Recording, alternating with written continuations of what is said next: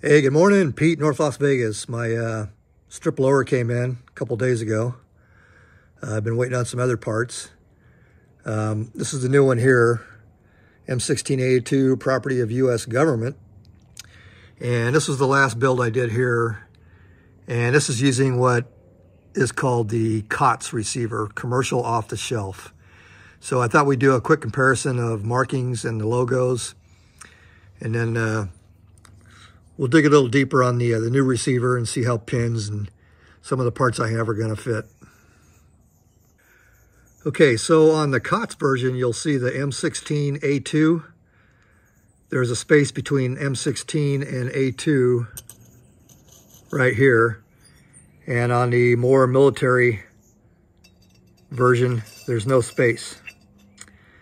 And obviously, property of U.S. government. And this one is not marked property of U.S. government. But there was something else that I was looking at it, and and it's like something else is different. And it didn't jump out at me at first. And then I finally realized what it was. If I come up here to the COTS and I measure the diameter of the logo, and then I come down here to the M16 version, you can see there's quite a bit of difference in that logo size.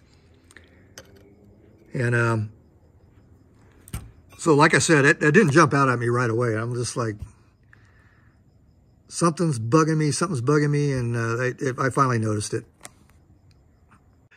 Okay, so on the COTS version, you're marked safe semi-auto, and on the M16A2, you get safe semi-burst.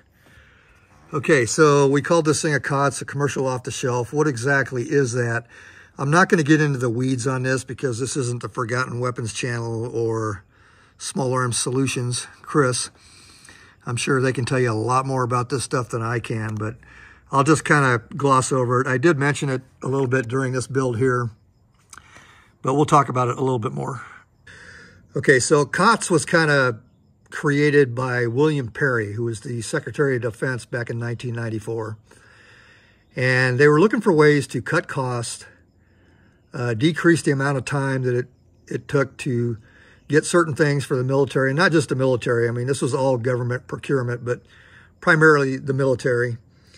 And that's when they came up with the commercial off-the-shelf program, which allowed the military to go outside of normal procurement and not have to jump through as many hoops and red tape and get more of what they wanted. So that, in a nutshell, is what COTS is all about. Like I said, I'm not going to drill down in the weeds. There's people that know way more about this stuff than I do. I tried to find some actual photographs of commercial off-the-shelf type firearms. I found some write-ups, and I did find some pictures, but there were no close-ups. So I wasn't able to determine how accurate the Harrington&Richardson, the Palmetto State Armory markings are. But anyway, that's kind of it in a nutshell. All right, well, let's take a close look at this receiver and see how parts are going to fit and where we're at on fit and finish. Okay, so I just measured the pin bores with the calipers. I know it's not the best way to measure them. Should be using a pin gauge set, but I can get pretty close. And I don't necessarily rely on the actual numbers. It's more like shove the pin in, put the upper on, and see how things turn out. But anyway, these came in at 0.249, and I measured both the front and the rear on both sides, and they came in exactly 0.249 every time I measured. Here's your tolerances for the receiver: 0.251 plus or minus 1. So that's your range, 1/4 inch to 0.252. So using my calipers, we're about 1,000 tight, which is fine with me. Like I said, so long as the pins fit. I think I may have forgot to mention this lower parts kit came from Fulton Armory. So I'm measuring the pivot pin right now, and I've already measured the takedown. It measures exactly the same. And it comes in at 248. So the pin bore on the receiver at about 249 and the pin's at about 248. So that's pretty good. And if you come over here and you take a look at the pivot pin numbers, so we're right there. If you look at the takedown pin numbers, which are the same, we're right there. So we're doing good. Okay, so you can still have good numbers in wobble, or you can have terrible numbers and no wobble. There's other dimensions and factors that come into play. But I have the pins just kind of loosely installed. And it's pretty good. Very, very slight amount of movement. I have ARs that are much worse than this, and I have other ones that are a little better, but this isn't bad. I'd say middle of the road. So we can continue on with the install of the pivot and takedown pins. Okay, so I test fit this off camera. We put the buffer tube in here and slid the stock on and checked the fitment of the spacer and the screw, and it was perfect. It was about a 50 thousandths gap between the end of the spacer and where the screw is going to go. So by the time you tighten everything up, you're not going to be over tightening it. At some point, this will engage with the spacer and give you enough tension and tightness on the receiver. On this rifle here, the buttstock came up a little bit short, and there was too big of a gap back here between the spacer and where the screw goes in. And you could, even after you snugged it up really tight, you could hear that spacer rattling back and forth because it wasn't making contact with the butt plate.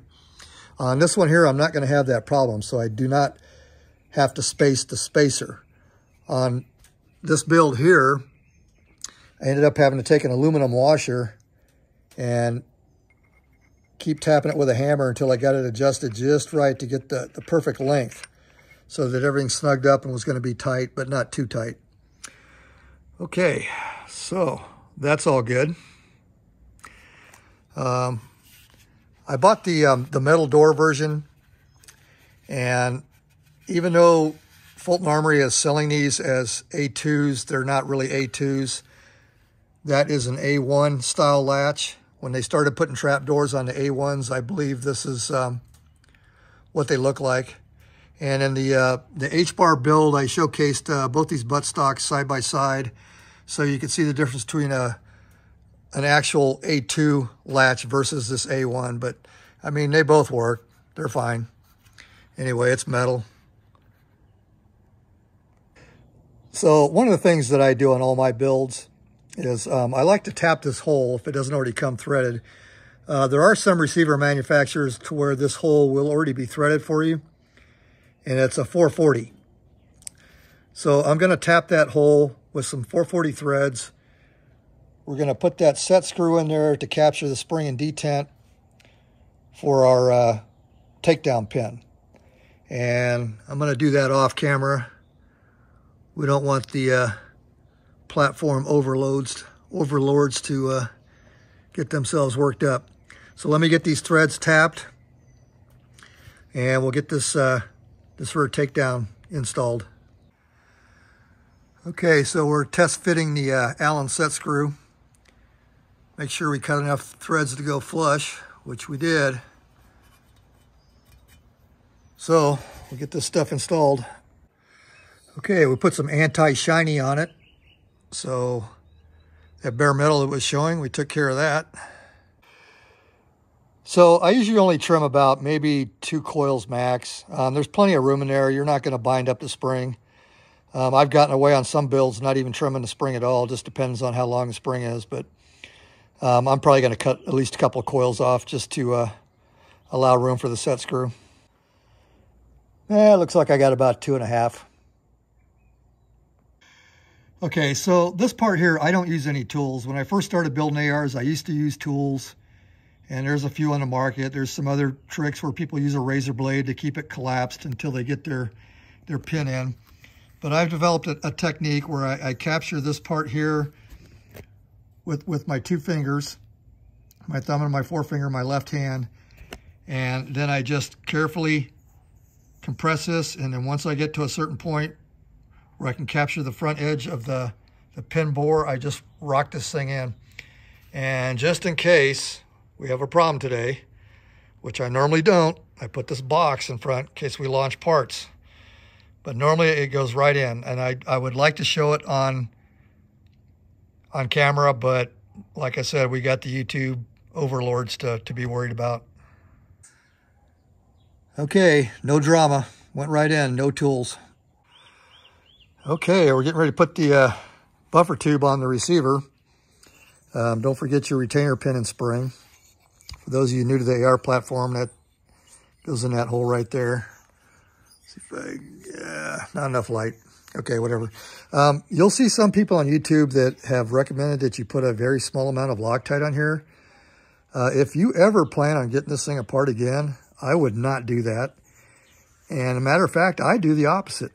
I put a little bit of lube. You can put oil on there. I usually just go with a little bit of grease because that's what's sitting on my table. 38 to 42, 40 foot-pounds is the nominal. So when you get this screwed into the receiver, you torque it to 40 foot-pounds. If you're using a standard A2 buttstock, by the time you get all that on there, it's not coming loose. Okay, so if you've never done this before, you just screw your buffer tube in. When you get close to your retainer, you push the retainer down underneath the buffer tube, and I'll show you the finished product. Okay, so you can see how the edge of the buffer tube captures the buffer retainer pin. And you can see here that the buffer is almost exactly flush with the receiver, which is what you want. And I'm going to go torque this to 40 foot-pounds out in the garage, and we'll be back. Okay, so one of two things that I wasn't too happy about with the Fulton Armory Lower parts kit is how shiny this thing is. And it's not really supposed to be that shiny. I'm going to go ahead and use it. It's not that big of a deal. Our first faux pas is H&R never made an M16A2 that I know of for anybody. So we're not correct to start with. But here's the mil spec right out of the M4 TDP. And it's the actual mil spec for the finish on the mag button. Shall be lusterless flat black. Well, that's got a lot of luster, and it's not flat black. But like I said, I'm going to go ahead and use it anyway. I mean, I don't think the shininess looks bad. It just doesn't look quite right. The other side looks about right.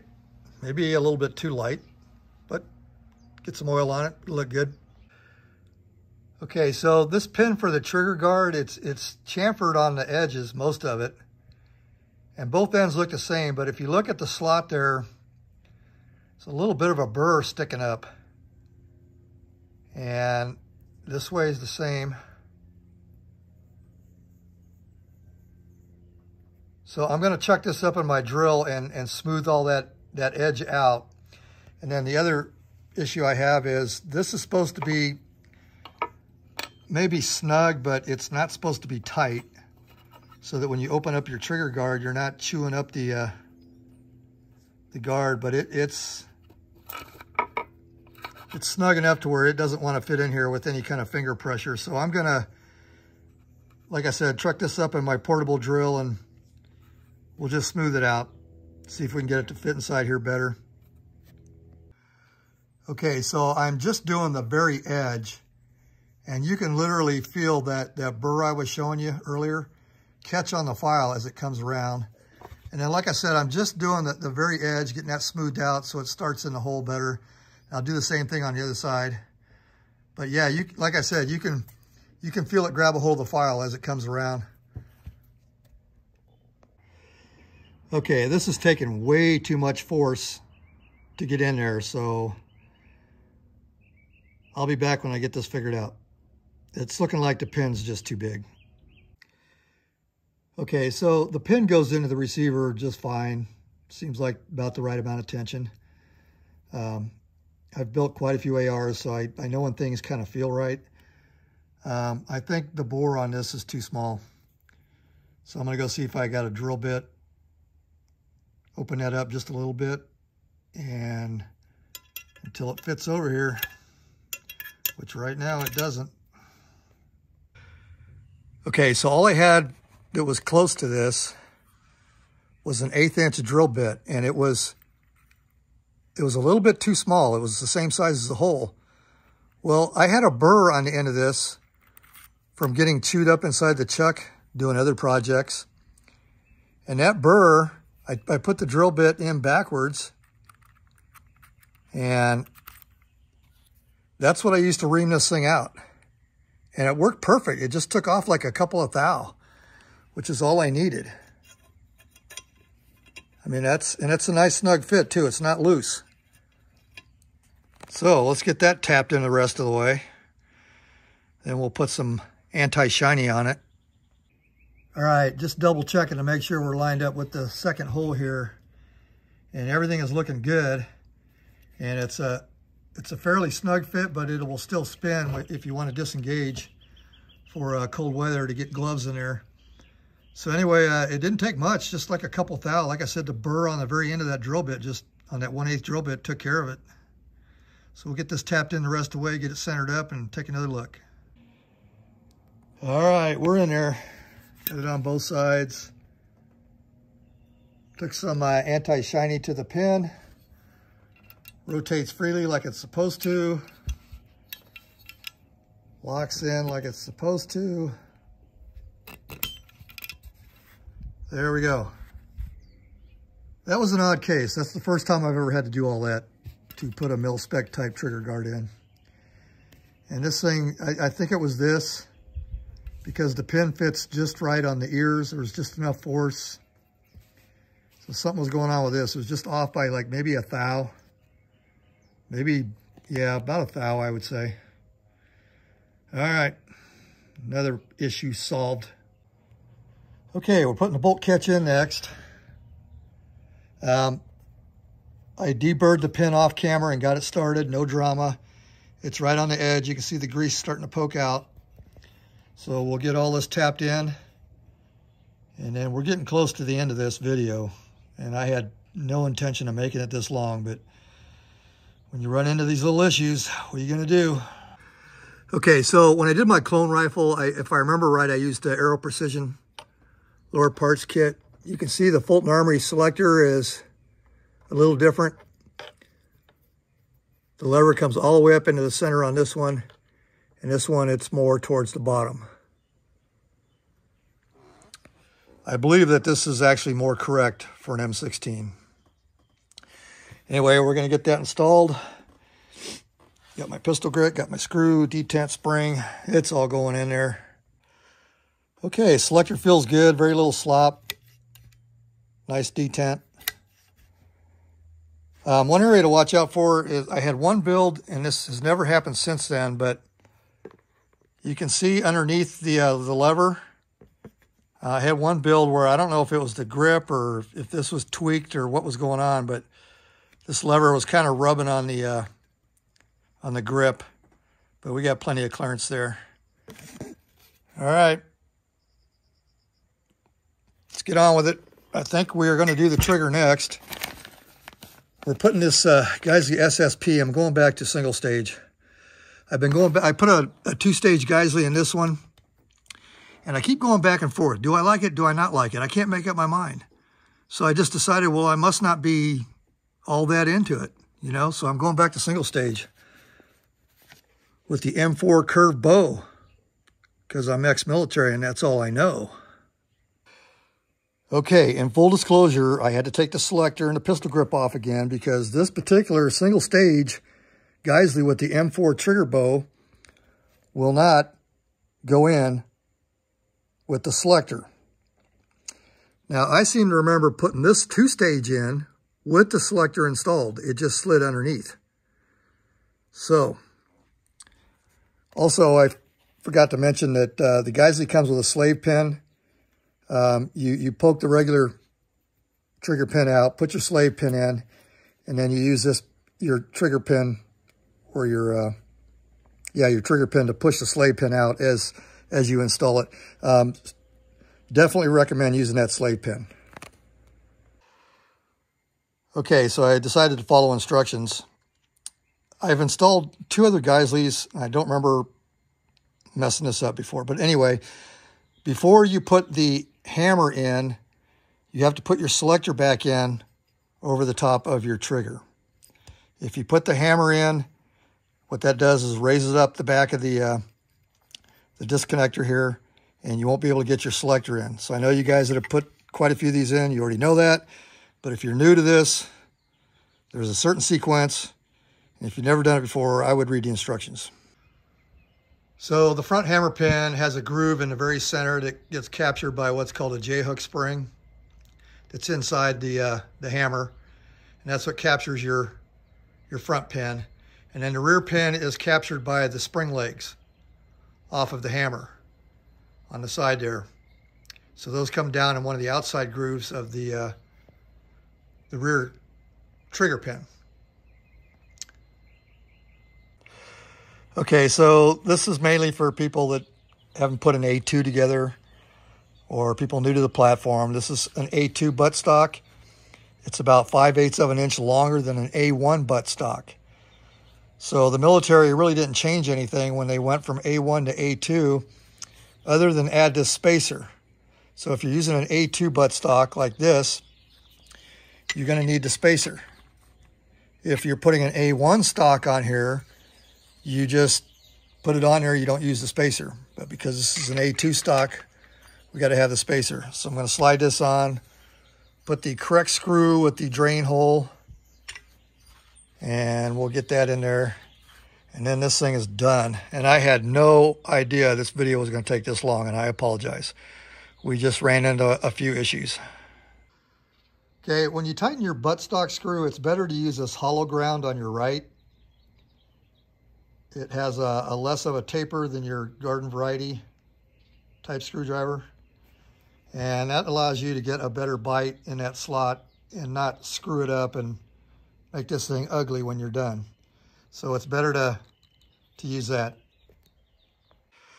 Okay, one other thing I forgot to mention, or I might have mentioned it at the beginning of the video, but once you get your buttstock on here and you get your screw in there and tightened up, if you hear this,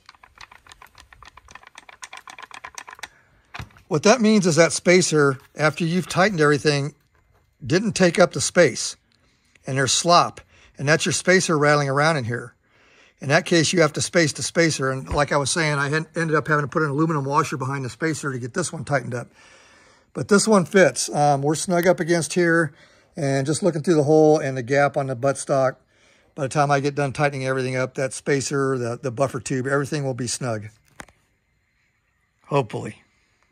Okay, so this is a pretty good fit, except for up here. There's a little bit too much overhang on the buttstock onto the butt plate here.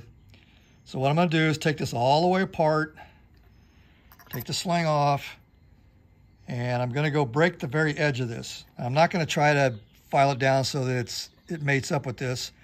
I'm just going to break the edge so it's not a sharp edge. So if that catches on something, it's not going to chip or break. So let me get the butt pad off of the butt stock, and we'll take care of that one. Okay, so after breaking the edge a little bit, it doesn't look quite as bad.